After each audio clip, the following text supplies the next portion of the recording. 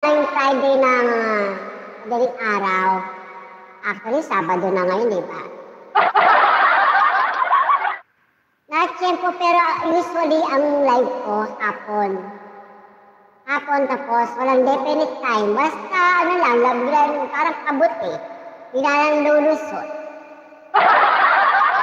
O si Ma'am Archie, meron din siyang live. Ayun o. Ito yung kay Ma'am Archie. Guys, patusok naman yung kay upcoming ni Ma'am Archie, ni Tikoy. Nagre-live din siya, may storya. Ito yung channel niyo. Wishay, buta ako sa bahay mo. Grabe, anong oras na lablabs.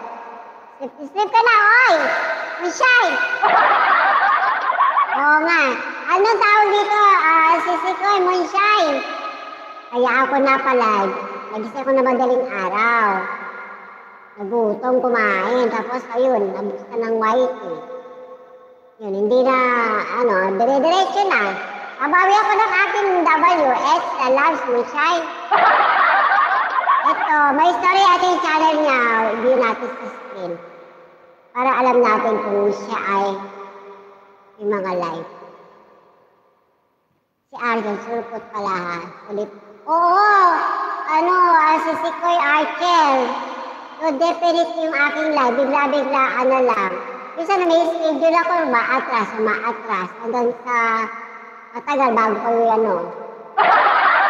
Kaya may istorya nagla-live din si Archel. Silent live na lang. Pag nag-stream yards ka, si Archel, try ko umakyat para makapagbigay kulitan sa'yo. Upcoming, wala pa nakano sa upcoming ni Sisikoy Archel. Ayan, tapos kay Grace Catwin. Tapos na. Moonshay, punta natin bahay mo ha. May storya, playing pa rin ha. Playing pa rin. Kay Sisikoy. Patusok naman kay Sisikoy guys. Naka-pin up. Moonshay, punta na ako bahay mo. Meron kang bagong upload.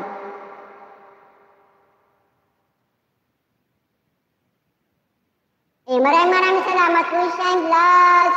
Iba naman sinasabi agad na inalis ni Lolo Sweet. May possible na gano'n na nangyayari. Oo. Moonshay, punta ako straight na nga.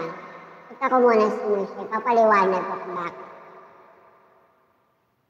Moonshay, playing yung bagong upload. Wish you too, lalas! Ayan, harang-harang. Ayan ko lang, single browser ko lang para mas okay siya. Sana.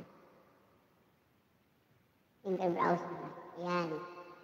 Single browser para, yun na nga. Yes, totoo po na nangyayari na na-unsub po yung mga dati nakasubscription sa ating channel because there's a lot of reason or there's a few reason why some subscription of our channel has been decreasing or nawawala ng paunti-unti.